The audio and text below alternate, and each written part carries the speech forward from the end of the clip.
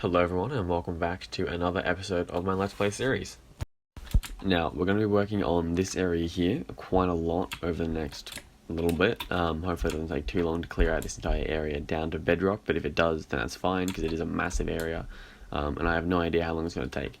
But what I did was I started by clearing out the very edges all the way down a few blocks, for example here, because I want to avoid TNT landing on blocks and then blowing up the sand, because if it's down here more, for example this sand block right there, then it shouldn't take out too much of the sand, but if it does take out the sand, then yeah, even still that's not ideal, because then the water from outside can flood in and then ruin everything, and that's really not what I want to happen here.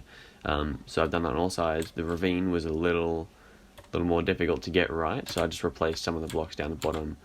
You can't really see it with stone, so that should hopefully help out a bit. If we fly from that angle, that's a lot better.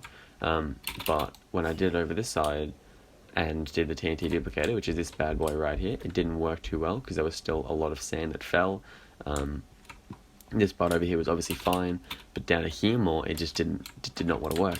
I'm not sure why it is, but we had a lot of sand falling, so I'm going to do what I've done here with the granite and just run through with my efficiency 5 shovel with the granite in my offhand, preferably, and then just replace it like that, so that the only blocks that are exploded are ideally the lower areas of the granite and not the sand, so I don't have to continuously replace a bunch of sand from water falling in. And while we're here, I just want to comment on this bad boy right here. It is the TNT duplicator. It's not working at the moment because the TNT isn't there, and neither is the minecart and rail at the top. Actually, the rail's still there, but the minecart is not, because it's a bit too low, so it would have landed on, wow, one of these higher areas of stone and then blown itself up, and that's why it's not working. But yeah, this is the design I'll be using. That's the docking station over there, as is that, so it'll hit that, and then the block being right where my cursor is right there will activate this observer, which will send a pulse around like that, and that'll open and close the iron trapdoor, which will update an observer on the machine, probably the far right one from this angle, and that'll send the machine back this way, and it'll continuously do that until I turn it off, which will be when this area here is all the way down to approximately bedrock. Alright, so I started there, and in about 10 minutes we got quite far. Actually, I'm pretty satisfied to get all the way here. I used all the resources that I had in shulker boxes up there. There were obviously non-gravity blocks, and then I couldn't use dirt. I brought that along because I thought I'd give that a go, but when I'd left click and right click at the same time to place the block and mine the sand, it would just destroy the dirt anyway, so that didn't work. So yeah, I'll be the first to admit that it's ugly as hell. Like, it looks so bad, especially the granite side. The andesite, oh, I fell in a hole. Andesite side doesn't look too bad, but because it kind of blends into the stone quite well. But the diorite, yeah, it's bad too. Not as bad as the granite for sure. That's the worst one. But the diorite doesn't look too bad. But it's all temporary. These are not the walls that I'll have at the end of the project. These, I can guarantee, these will not be the walls. So just as temporary blocks to avoid TNT destroying the walls. I'm satisfied with how it's coming along, so now I've just got to go back to my base and grab some more. I'll go stone for this part to finish off the rest of these walls, and then I can get back onto this TNT duplicator over here. Once we get to a point where I'm satisfied with the output of the piston fly machine, and its effort against the bedrock, because it's not going to be able to blow anything up down there. It's just going to land on the bedrock and waste my time because it's not going to blow anything up. So once I'm satisfied with that, I'm just going to dismantle this entire thing. So I'm not too concerned about picking up the drops at this point in time. The minecart disappeared again. I don't know. A bug of 1.17, I assume, is that sometimes the minecarts just disappear. I don't know where they don't go. They just fall down and land on here. And I'm not sure why that is. It probably has something to do with server performance as well. Like, if it's a bit of a laggy sort of time, then the minecart, because the minecart rail switches direction every time it moves, maybe it's just a bit too slow one time, and then it fades through the block or something. I don't know. Did I pick up the... I did. Let's go. So yeah, it's a bit inconvenient because then I'll have to break and rebuild the entire thing again. I don't love that, but yeah, you know, that's how it goes sometimes. Anyway, so when I'm building this, I didn't bring any building blocks over. Let's go with magma, sure. I thought I grabbed stone, but magma. There's a slime tank over there, sick. I'll put off 7, I think. 1, 2, 3, 4, 5, 6, and about... That's pretty solid. And then let's shift over the side, actually. Get some of those. We'll need observers. We'll need... Oh, I'm choking. Let's go with the redstone for now. Place that one like that, and then we've got to come over here and break these 2 blocks. The first one will be an observer facing into that block over there, followed by just a solid block. I'm doing obsidian because it's very blast resistant, obviously. Put a lever over here so I can turn it off later. It's very blast resistant, so if something happens to happen and TNT gets launched upwards, it won't blow up. The observer will, sure, but you know, at least this one's fine. And I've got to have a redstone dust on here, followed by a repeater set to 4 ticks on top of the observer, and that powers this trapdoor like that. Now, the video that I used a repeater on 2 ticks, but because we're on a server and it's slower, this has to be on 4 ticks for us, because otherwise it'll just activate and deactivate the trapdoor too fast, and then the observer of the flying machine that is getting updated by the trapdoor to send it back won't actually move. It'll just get confused and stay here. The way it works is the piston flying machine will come through, and then the observer of the machine will go into this block right here where I am placing the magma, that one right there. Oh, okay. And it'll do exactly that. That'll notify this observer, which will power this block, which will power that redstone dust, which will power the repeater, and that'll open the trapdoor momentarily, but like long enough so that the observer can move out of the way before it keeps opening and closing, because if it goes too fast, then it'll just up and down, and then the observer won't be able to move because it'll be in a constant state of being powered, and that's not good. Then when it moves in there, the iron trapdoor opens up and closes, and then the piston flying machine goes back to the other docking station over there. That one is paired with this one, so this one is at Y53 neg 405, so this one has to be neg 406 over there. So if we build across, keep the screen open because we need that one for now. If I land on here like a professional, look at that, perfect. Was it 406? I'm gonna hope it was 406. Just really hope it was 406. And it's going to build the exact same thing over, except there'll be 1 block across, whereas this one, the observer lines up with this block here that I'm standing on, and this one will line up with this, because there's 2 different observers on the flying machine. I'll point those out later. And yeah, this needs to be offset by 1 block. And I'm going to leave this here for now because they're fine.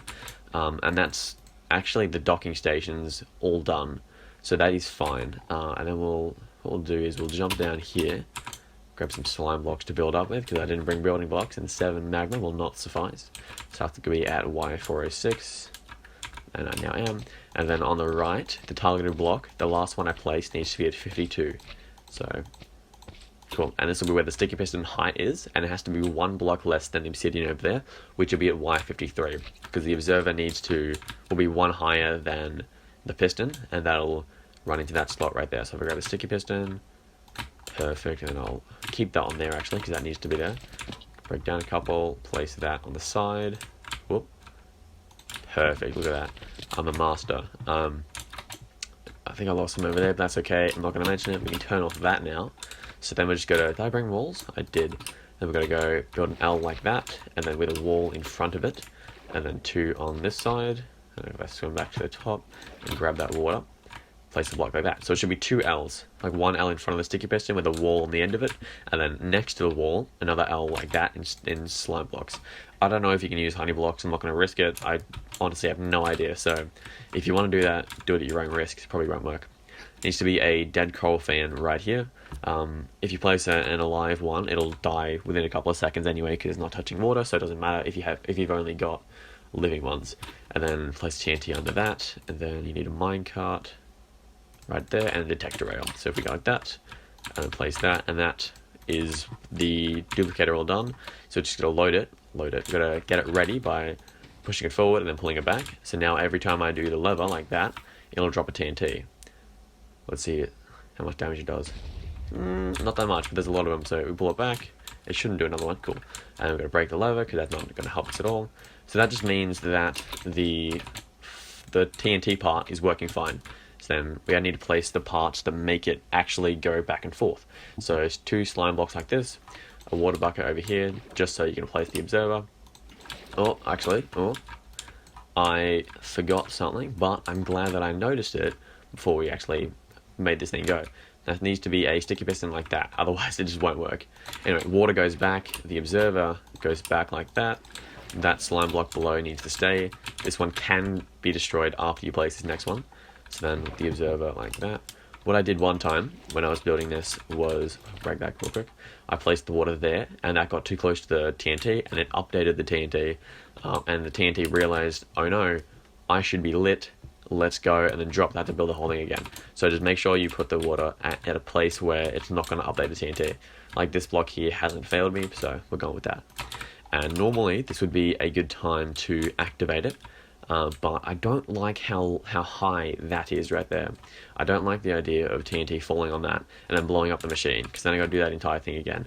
And it's not long, it's just, okay, that took me 7 minutes apparently, but it's another 7 minutes that I'll be wasting. So we're gonna end the clip here, I'm gonna mine those blocks out, and it's gonna be a seamless transition into the next clip. Whoa, look at that, it's gone. It's almost like magic.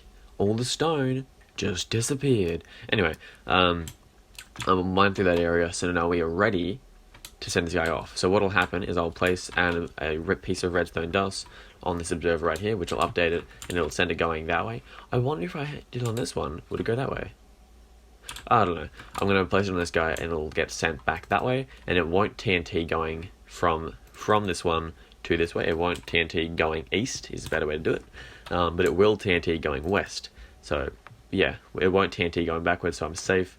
So I get out of the danger zone, because it's not dangerous. It's not going to drop any TNT.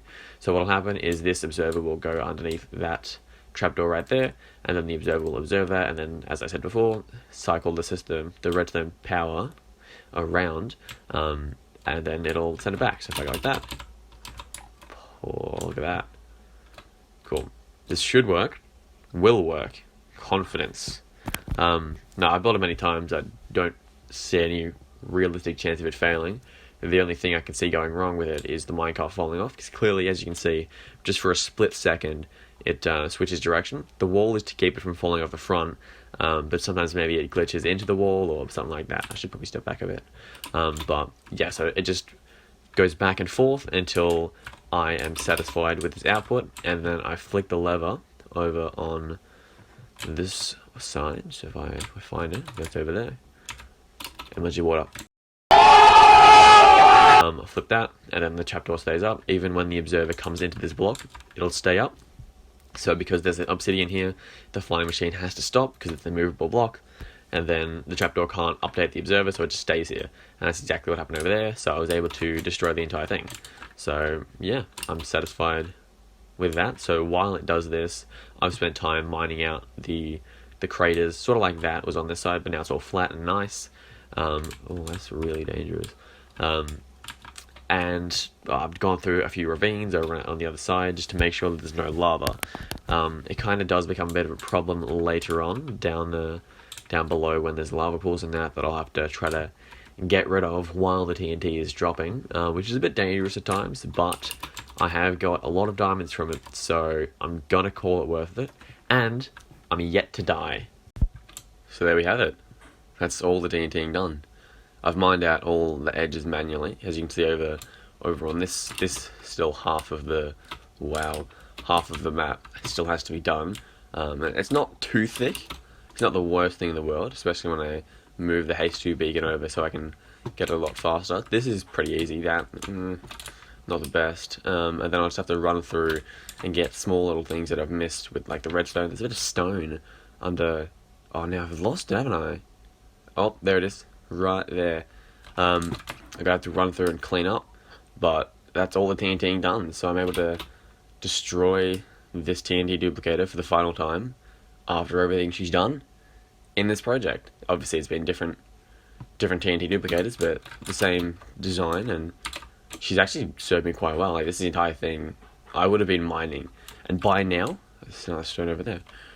By now, if I was to do this by hand instead of with the TNT duplicator, I'd probably be maybe a quarter of the way done at the max. So yeah, this thing is really clutched up for me. So it took me a few times, like 15 to 20, to get the hang of the design, so I didn't mess it up every time, because at the start every single time I'd mess up one small little thing and then it wouldn't work and I'd have to rebuild it, just like the honey slime block flying machine things that I did for the clearing out the water. But eventually I got the hang of those, and I got the hang of these ones as well, so it got pretty chill at the end, until we ran into the issue of the minecarts just disappearing whenever they were sent outside loaded chunks. And because that chunk render distance is a max of 8 at the moment, because we were struggling with 1.17, the server's been upgraded since then, but the render distance is still at 8 for now. It'll be changed today, I believe, hopefully, because if I can't see one part of my monument area from the other, then there's clearly been a bit of a waste of my time over the last 6 weeks. But yeah, we're able to finally get in and clear off all these ones and then start building the farms.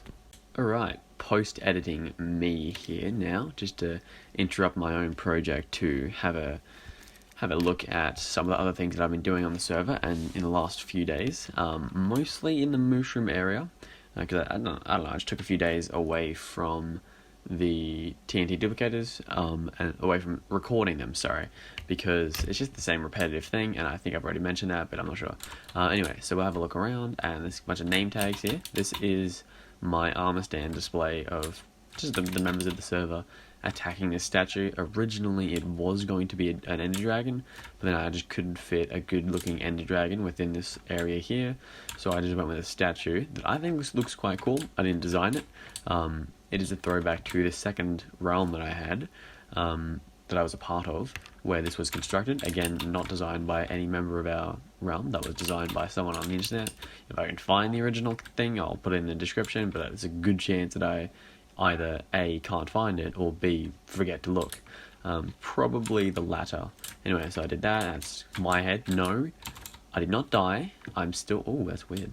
I'm still on 0 deaths. Don't worry. I got a friend of mine, that guy right there, to dress up in my skin, and I just killed him. So, and he was happy with that. So instead of me dying, and I'm actually going to prove it right now, just so I can show off I got 0 deaths.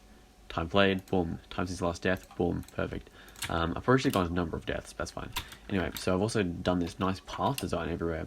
Originally, it was just this loop here around the waterfall with the ocean store, and then I connected it to the creeper mob store as well, and I think that was a good decision. And then other members of the server decided that they wanted it to their stores, so I was like, alright, I'm happy to do that. So it's kind of the main road of the shopping area now, so when future stores pop up, they'll also have this road to them, unless the person who owns the store objects to that, then they can make their own path or not have a path. It's up to them. And that seems like a really good spot to end today's episode. So thank you so much for watching. I really do appreciate it. Subscribe if you want to, and I'll catch you in the next episode, where we'll be doing a lot related to our first farm of the industrial area. So that'll be a good one to watch.